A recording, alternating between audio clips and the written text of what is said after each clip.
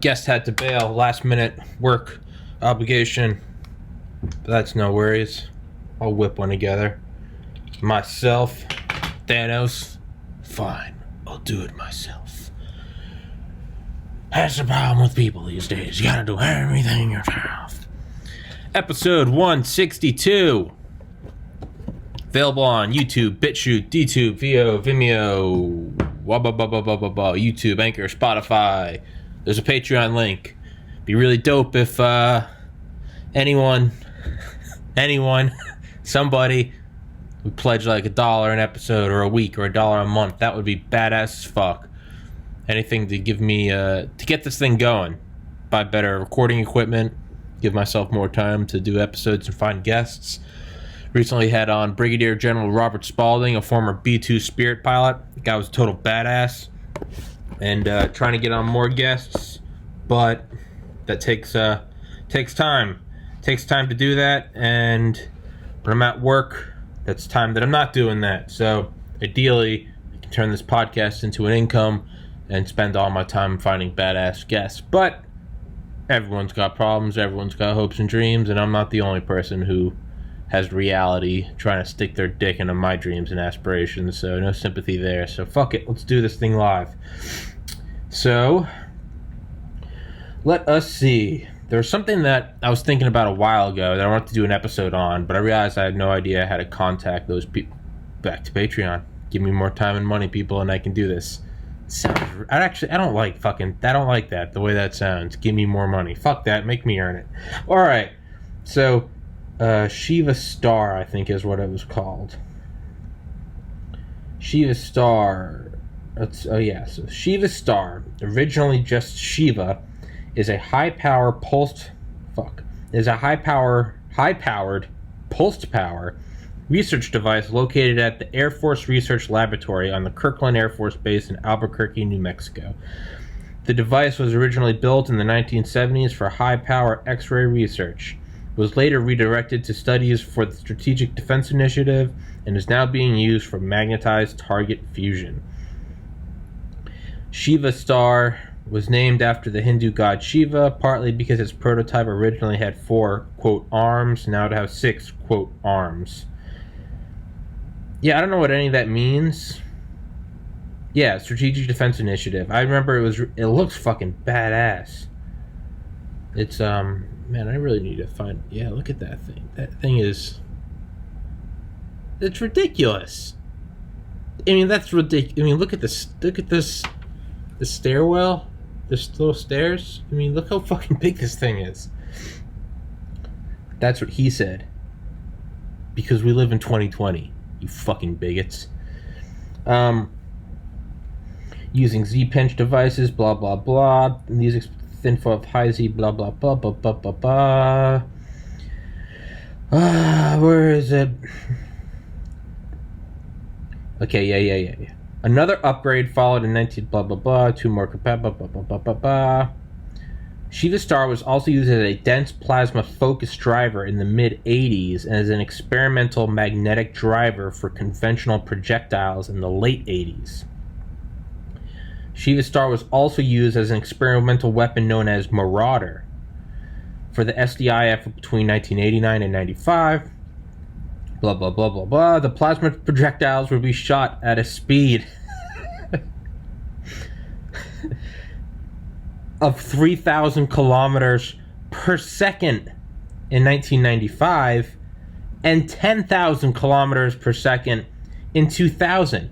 I mean, what the fuck is going on?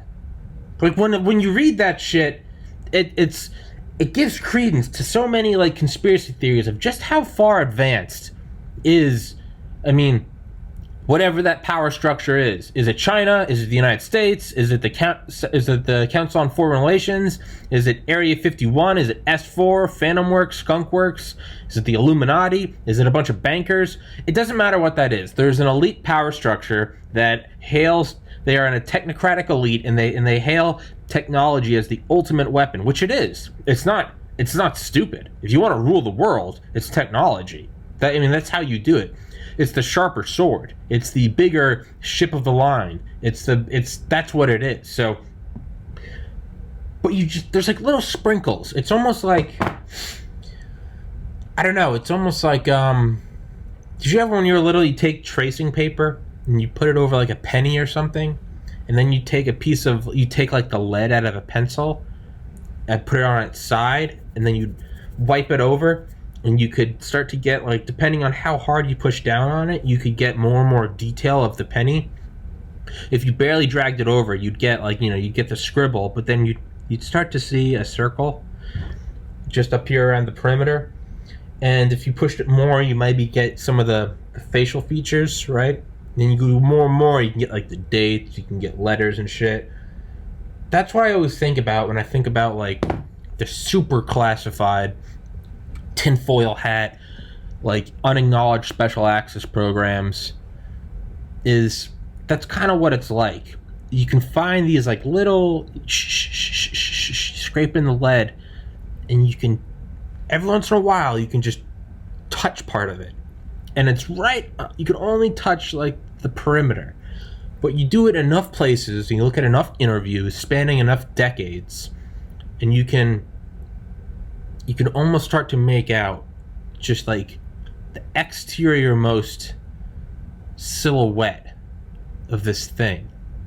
And who knows, maybe that is the crux of the conspiracy mind, is what I perceive as little crumbs, puzzle pieces to a bigger picture, are in fact just independent events, and there's no coordinated, it's not something that I'm uncovering. It's if we're looking for, like, dinosaur fossils, and we're digging out shit, and we're 30 or 40 feet apart from each other, and you uncover, like, a little tooth, and I uncover, like, a little bit of a tail, it might be that I'm uncovering the tail of, like, a little, like, chicken-sized dinosaur, and you're uncovering the tooth of, like, another, dog-sized dinosaur. But because you're getting a tooth and I'm getting a tail, anatomically, we assume that we're hitting the ends of this thing, and there's 30 feet between us. This thing must be a monster. In reality, it might just be a little chicken shit, right? It might be a little dog shit. But there's nothing fun about that, so fuck it. Let's assume it's a massive structure that's coordinated. All right. So yeah, 3,000 kilometers a second in 1995. 10,000 kilometers a second in 2000. A shot has the energy of 5 pounds of TNT exploding. It's not a lot. It's kind of stupid. The test cost a few $1 million a year.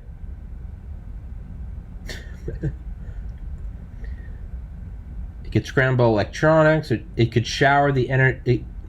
The energy would shower the interior of the target with high energy X-rays.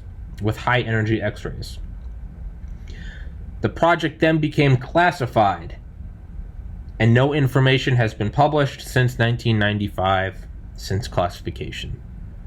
What the fuck is going on? What the hell? What is that? I don't know, but